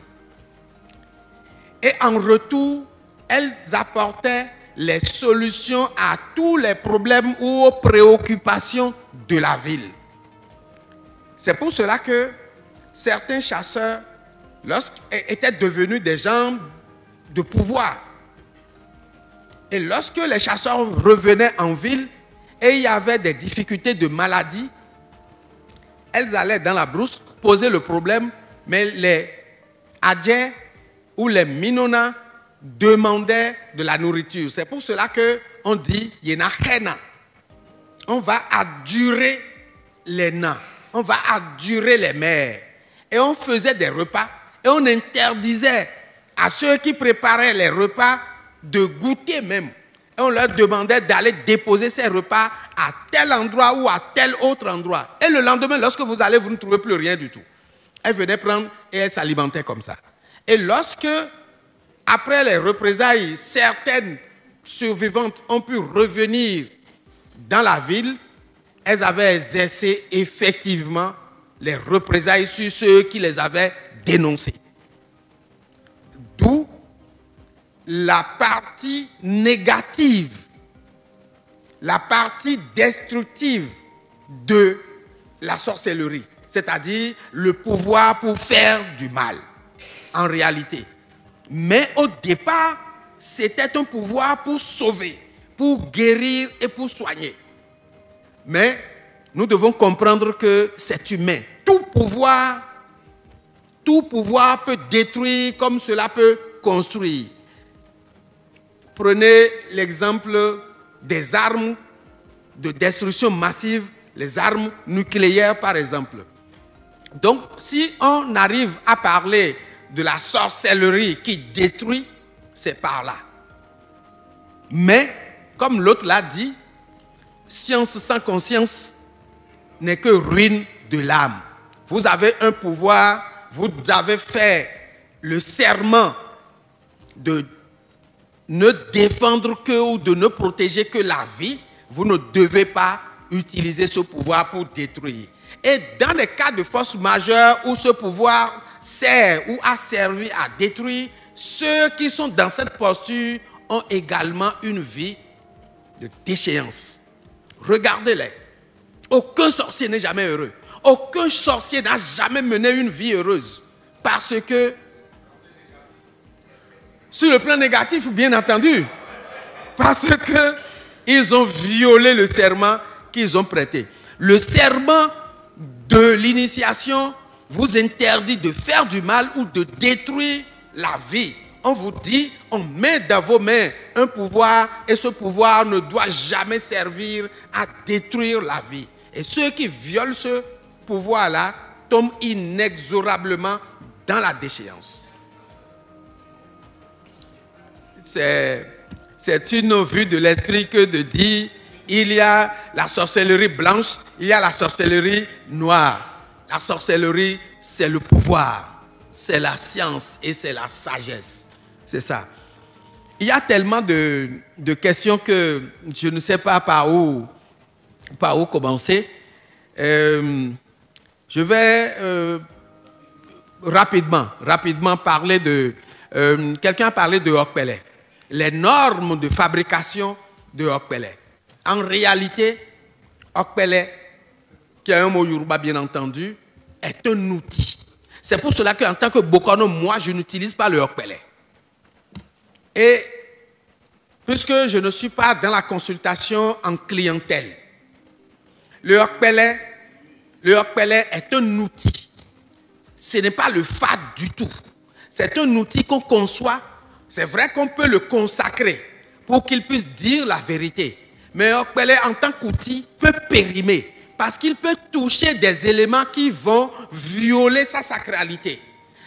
Et la sacralisation, la consécration peut arriver à terme. Et par conséquent, il peut ne plus dire la vérité. Et en tant qu'outil également, il peut être manipulé par les adjets pour qu'ils ne disent pas la vérité. C'est-à-dire que le mal est là. Et c'est quelqu'un qui provoque le mal. Et vous venez poser la question au Fa en utilisant le Akpele pour dire, il faut nous dire qui a provoqué ça ou qui est à la base de ça. Alors que celui qui est à la base de ça, il sait que vous irez voir le Bokono, au moment où vous allez voir le Bokono, il sait. Et il a le pouvoir de manipuler la vérité qui va sortir de là à partir du Okpele que vous utilisez. C'est pour cela qu'il ne faut utiliser que les noix consacrées. Les noix consacrées qu'on appelle le grand Fa, le Fagbo, c'est ça. Parce que c'est ça le Fa. Le Fa ne peut pas être là. Vous allez laisser le Fa et aller chercher un outil pour poser la question. Mais je peux comprendre ceux qui utilisent le Okpele. Ils l'utilisent parce que ça va vite. Lorsque vous le jetez, vous avez immédiatement le Fadou. Alors que lorsque vous utilisez le Fagbo, les noix consacrées, il faut au moins 8 manipulations validées. Parce que certaines manipulations peuvent ne pas être validées. Lorsque vous trouvez 0, par exemple, vous prélevez et vous n'avez aucune noix en main, c'est 0.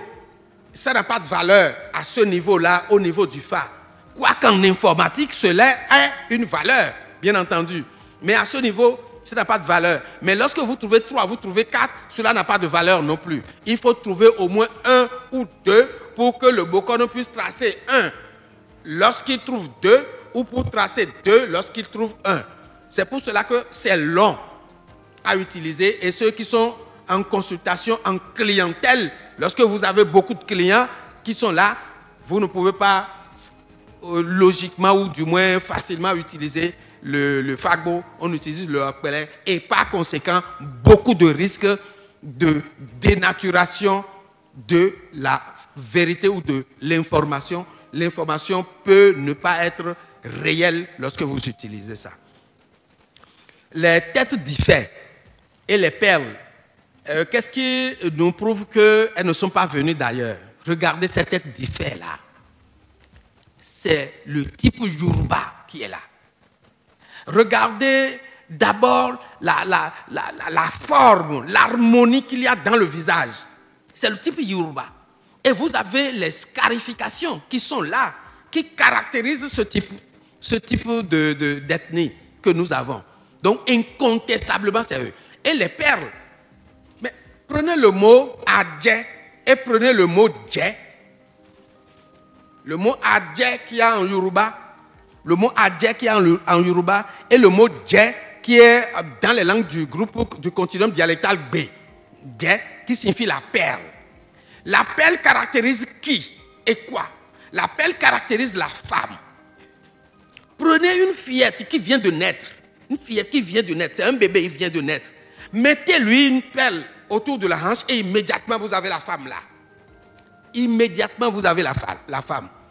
Et sur le plan symbolique, le dje, c'est l'attribut du vaudou. Et c'est l'attribut de Fa, le dje. C'est-à-dire la perle. Or, c'est dans ce fief-là.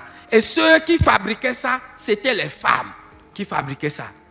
Ces perles-là. Donc, de façon incontestable, c'était des connaissances ou des fabrications issues de Ile-Ife, en tout cas de la zone Yoruba où les recherches avaient été faites en ce moment-là. Vous avez demandé le lien entre le Fa et le vaudou. Le Fa, nous avons dit, c'est une science. Mais le Fa est en réalité ce qui comporte toutes les sciences. Les sciences qui sont avérées, c'est-à-dire celles que nous connaissons maintenant et même celles que nous ne connaissons pas encore. Parce que il y a un siècle, on ne connaissait pas la mécanique quantique ou la physique quantique, on ne connaissait presque rien de ça.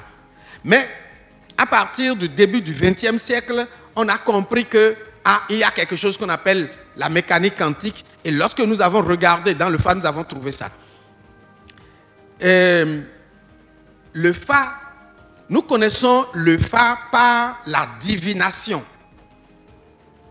C'est malheureusement par la divination que nous connaissons le Fa et nous englobons, nous enfermons le Fa dans la divination.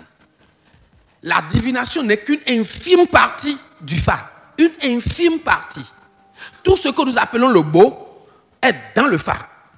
Toutes les connaissances que nous avons dans les autres matières sont dans le Fa. Il faut seulement savoir l'appréhender pour pouvoir comprendre.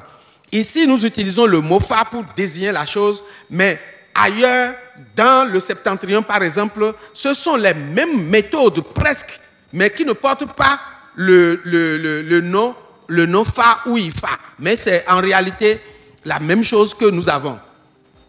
Lorsque nous prenons le Fa, c'est une autre dimension et le vaudou aussi est une autre dimension. Le vaudou, c'est un esprit qui émane de l'être absolu.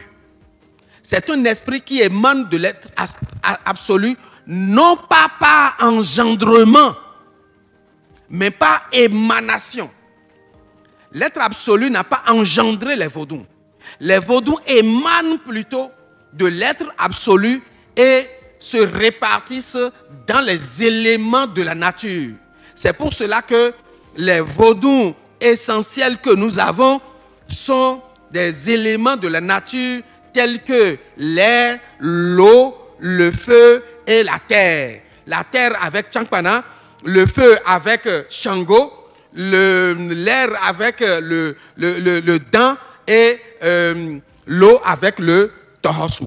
Nous avons aussi des éléments, des principes de la nature, tels que le principe de la connaissance supérieure qui est le Minona. Le Minona ou Adje, c'est le principe de la connaissance supérieure en réalité. Nous avons le principe de l'éveil qui est le premier des vaudous, comme on le dit, l'huissier de la connaissance supérieure qui est le vaudou Legba, qui est El Legbara, c'est-à-dire le détenteur du pouvoir. El Legbara en Yoruba signifie le détenteur du pouvoir, celui qui a le pouvoir. Et c'est le vaudou Legba qui a le pouvoir en réalité.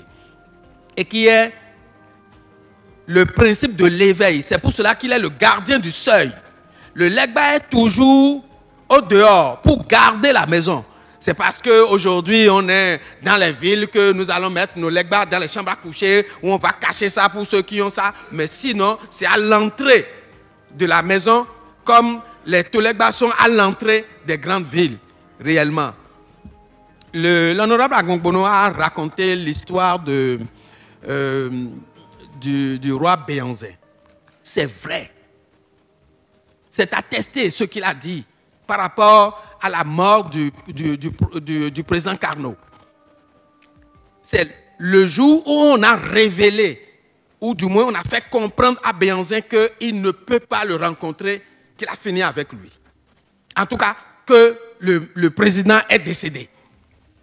Mais personne n'a pu le dire. Il y a eu des éléments, des informations, ou du moins des faits historiques de ce genre, mais on était au début de la colonisation et on ne pouvait pas dire que le président français a eu tel problème avec un roi africain. C'est ce qui est arrivé aussi au Fa. Lorsque les Occidentaux ont observé le phénomène qu'est le Fa, la façon dont il fonctionne, la justesse d'abord de l'organisation. C'est-à-dire, j'ai projeté tout à l'heure les 256 signes et vous avez vu l'harmonie qu'il y a et la justesse des calculs que le Fa peut provoquer. Ils ont regardé, ils ont dit non, le noir n'est pas capable d'une si grande ingéniosité. Le reconnaître en ce moment-là, c'est reconnaître que le noir n'est pas celui qu'il faut aller civiliser ou au contraire, c'est lui qui doit nous civiliser. Donc on a dit, c'est du charlatanisme. On n'a pas reconnu ça. Malheureusement, nous-mêmes, nous avons donné dans ça. Nous avons donné dans ça par notre propre ignorance, notre propre inculture, notre propre aliénation, ou ce qui est venu d'ailleurs, c'est à cela que nous attachons du prix, malheureusement.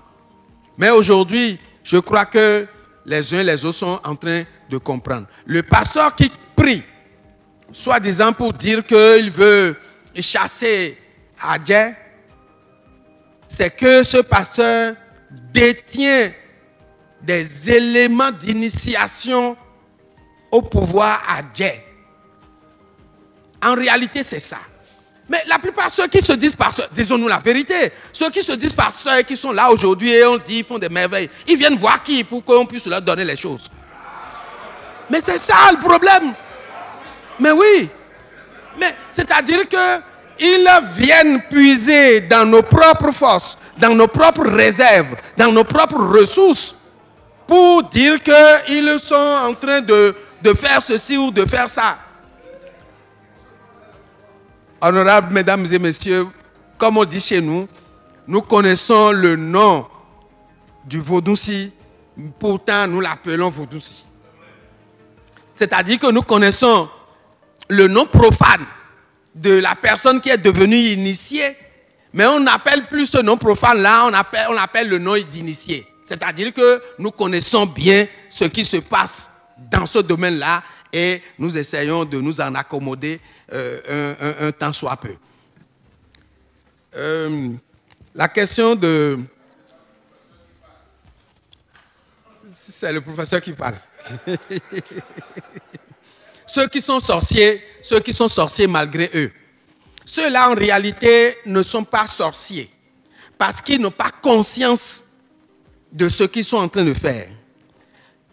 On entre dans le cercle des Adjé par initiation obligatoirement.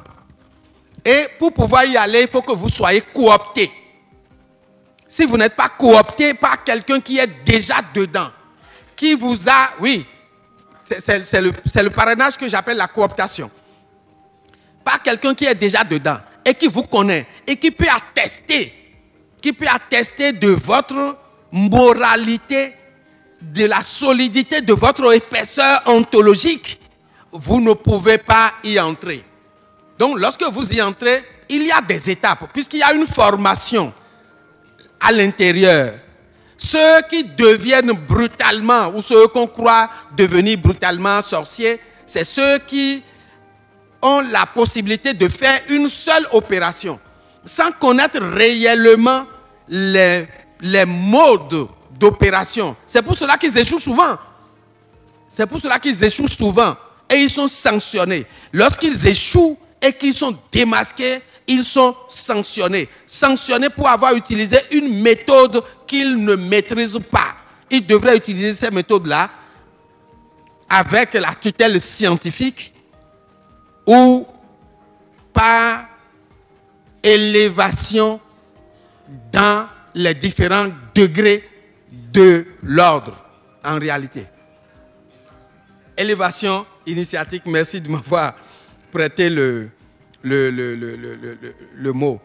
Donc vous comprenez que au niveau du Fa, donc pour revenir au Fa et au Vodou, le Fa étant ce que nous venons de décrire, le Vodou étant l'émanation de l'être absolu, c'est le Fa en tant qu'attribut de Dieu. Le Fa n'est pas un messager de Dieu. Le Fa est un message de Dieu. Parce qu'il faut différencier le Fa de Orunmila. On dit souvent Ifa Orunmila. Mais le Fa est différent de Orunmila. Je suis là dans une théorie. Peu nombreux sont les Bokono eux-mêmes, les Babalao même qui comprennent ça. Parce que lorsque vous allez en consultation chez le Babalao vous remet des éléments ritueliques sur lesquels vous allez murmurer votre préoccupation. Et après, il soumet ces éléments-là a la divinité de la divination. La divinité de la divination, c'est Orunmila, qui est la divinité de la divination. Parce que Orunmila il est Rikmi. C'est ce que les Yoruba disent. Il est Rikmi, c'est-à-dire le témoin de la destinée. Orunmila est témoin lorsqu'un être, qui qu'il soit ou quel qu'il soit, vient à existence. Ça peut être un humain, ça peut être un objet. Au moment de la naissance de cet objet ou de cet être-là, il y a Orunmila qui est là, le témoin. C'est pour cela que le Fa arrive à parler de tout ce qui existe et de tout ce qui n'existe même pas encore. Et lorsque la préoccupation est soumise à Orunmila, qui est la divinité de la divination, qui est le seul à pouvoir s'élever vers le Fa étant le message, l'attribut de Dieu, c'est-à-dire situé comme dans une médiathèque compacte. Une médiathèque compacte où il y a l'information. Donc c'est dans cette bibliothèque naturelle que Orunmila va chercher l'information que porte la préoccupation du consultant. Et cette information-là vient sous forme de paroles codées, le fadou que le Bokono a appris à décoder, à détacher et à proposer les rituels qui sont comme l'ordonnance que prescrit un médecin qui vous consulte. En réalité, c'est ça. Donc, c'est le Fa qui parle au nom des vaudous. Aucun vaudou, quel qu'il soit, n'a jamais ouvert la bouche pour dire j'ai faim. N'a jamais dit je suis fâché contre telle personne ou il faut me faire ceci. C'est toujours le Fa qui dit, ce vaudou-là, vous lui avez fait une promesse, vous n'avez pas réalisé la promesse, il faut aller faire ceci. Ce vaudou doit être érigé. Le Fa parle même de la façon dont le vaudou doit être érigé. Les constituants du vaudou, c'est le Fa qui dit ça. Donc, le Fa est le grand vaudou, en réalité, qui parle au nom de tous les vaudous. C'est pour cela qu'en réalité, tous les vaudous viennent s'agenouiller devant le Fa. Mais le Fa n'est pas le patron des vaudous. Chaque vaudou est autonome. Mais pour qu'il puisse s'exprimer, c'est le Fa. Même les koris que nous lançons, ou les kolas, les avis et autres que nous lançons, c'est le Fa. Puisque le langage des koris, le langage des kolas, c'est le langage du Fa, en réalité. Quand vous lancez et vous dites Djogwe, quand vous lancez, vous dites Aklan, c'est le Fa que vous appelez comme ça. Par conséquent, c'est le Fa qui parle au nom de ce vaudou. Le vaudou communique ses intentions au Fa qui dit maintenant au consultant ce que le vaudou est en train de vouloir. La sorcellerie, nous ne le dirons jamais assez, puisqu'on a posé la question de savoir le lien entre le Fa, le vaudou, le christianisme, l'islam et le vaudou. Le vaudou est une religion. Autant qu'il est une façon d'être, une spiritualité et une façon d'être. Et en tant que religion, le Fa n'est pas une religion révélée. Le Fa n'est pas une religion révélée, c'est une religion authentique, une pratique multimillénaire que nos ancêtres avaient eue et que nous continuons de pratiquer. C'est pour cela que le vaudou est une culture. Il y a une culture du vaudou. Et dans le vaudou, vous avez beaucoup d'éléments de science. Vous avez une médecine vaudou. Vous avez une cuisine vaudou. Vous avez des plantes qui sont des plantes du vaudou. Et à partir de ce moment-là, toute la société ou toute la communauté baigne dans cette culture-là. Et chaque jour, je peux vous assurer, chaque jour, nous consommons, je mets consommer entre griffes, nous consommons du vaudou sans le savoir. Puisque nous sommes dans une culture vaudou. Même quand vous dites, je ne suis pas de cette culture, je ne suis pas de cette culture-là, mais, ou du moins, je ne suis pas de cette religion, mais la culture vaudou qui nous encadre, nous sommes là-dedans. Prenez le simple fait de l'égrégore familial. Dans la plupart des maisons, nous avons la case des Assailles. qui est la case des ancêtres, où nous avons les autels portatifs. Ça procède déjà du défunt, du vaudou. Puisque ceux qui sont là, les défunts qui sont là et qui constituent l'égrégore familial, ce sont des défunts qui ont été élus au rang de saints. Parce qu'il y a une sanctification, une béatification qui conduit à l'ancestralisation avant que l'ancestralisation ne nous amène au culte des ancêtres. Donc voilà à peu près comment ces liens-là sont établis à ce niveau-là. J'aurais souhaité intervenir sur les préoccupations du professeur Bako. Quand je dis alchimie, l'alchimie, c'est la possibilité de transformer un métal et de l'amener au métal pur qui est l'or. Qui est l'or. C'est déjà une science puisqu'il y a une démarche, une méthode pour y arriver. Si nous considérons la science comme ayant un objet d'étude, comme ayant une méthode d'investigation et comme devant avoir une possibilité de vérification, on peut l'admettre ici. C'est vrai que les orthodoxes de ce que l'on appelle la science ne reconnaissent pas l'alchimie comme étant une science. Je suis d'accord avec le professeur à ce niveau-là. Ils ne reconnaissent pas la chimie comme étant une science réelle. Parce qu'ils disent qu'il y a des éléments spirituels qui rentrent dans le fonctionnement de l'alchimie. Mais l'initiation et la science, c'est des branches qui se donnent la main pour éclairer la traversée terrestre de l'humain. Nous ne pouvons donc pas refuser cela. La sorcellerie n'utilise-t-elle pas le sang? Dans les éléments de l'anthropologie négro-africaine, en tout cas chez les Noirs, nous avons l'élément sang. Parce que le sang est considéré comme je parle de ce que je sais. Je sais que c'est universel. Je sais que c'est universel. Mais lorsque nous parlons, nous revenons chez nous ici, nous disons que le sang, c'est l'élément fondamental. La preuve est que le sang porte le même mot dans le continuum dialectal B que la spiritualité. Le hum et le hum. Quand on dit hunsou, c'est ça, hein? Hunsou, c'est l'initié mâle masculin au vaudou. Le premier mot du vaudou, je viens au président Hundete pour dire que le vaudou demeure. Le vaudou demeure présent.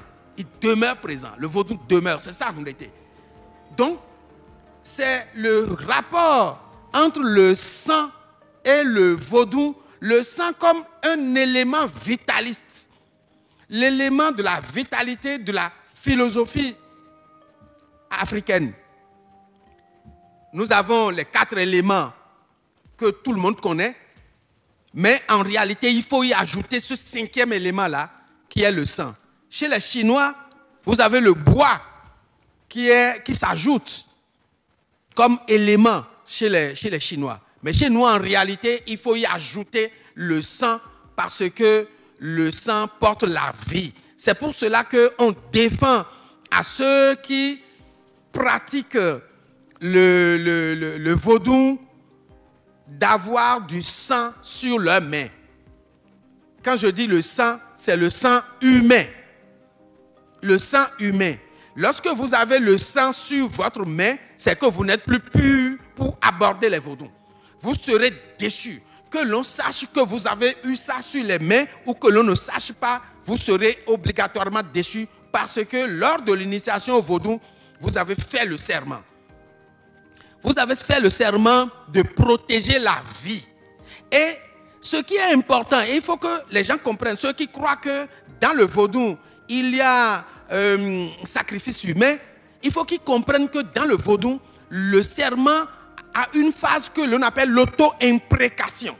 C'est-à-dire que vous allez vous maudire vous-même. Devant le vaudou, vous allez vous maudire. Pour dire, s'il m'arrivait de transgresser ce que je suis en train de dire, ou de transgresser tout ce qu'on vient de me dire, ou de violer le Bessou, la loi naturelle. Lorsque vous violez la loi universelle, que le vaudou s'en prenne à moi. Lorsque vous allez le faire, plus personne n'est là. Et c'est ce remords, cette amertume qui va d'abord commencer à vous consumer jusqu'à vous détruire fondamentalement et définitivement. Tous ceux qui s'en prennent à des vies humaines et qui sont proches ou qui pratiquent le vaudou, ils finissent toujours mal. Donc, voilà la protection de la vie, la protection du sang, mais le sang des animaux maintenant. Il y a certains vaudous qui portent des énergies qui sont en corrélation avec certains sangs d'animaux ou le sang de certains animaux. C'est pour cela que certains vaudous ne consomment pas tel animal ou tel autre animal. Quand on dit consommer, c'est le sang en réalité. Vous savez que dans la période gréco-romaine, au moment où l'Église existait en ce moment-là, il y avait aussi cette pratique du sang, où on mettait une sorte de queue de cheval ou bien de papier dans du sang et on aspergeait comme ça. Mais c'est parce qu'on a commencé à comprendre que ce n'est pas bon, ça salit, on peut remplacer ça par autre chose, qu'on a enlevé ça dedans. Au niveau du vaudou, nous avons commencé à le faire. Nous avons commencé à le faire en interdisant les immolations publiques de bêtes. Nous avons commencé à le faire en demandant aux praticiens du vaudou de ne plus utiliser du sang lorsque cela n'est pas réellement nécessaire ou de ne utiliser qu'une infime partie à partir du moment où cela tombe sur le réceptacle. Puisque ce que nous voyons en tant que vaudou, ce n'est pas le vaudou est bien loin. Le vaudou est bien loin. Ce que nous voyons, ce n'est que le réceptacle, ce n'est que l'autel que nous voyons. Donc, de ne mettre ou de ne goûter qu'un peu de sang, et puis le reste, c'est pour les humains, ils peuvent manger ça, ils peuvent en faire la communion en réalité. Donc, par rapport à l'élément, à la question du sang, voilà ce que je voudrais dire.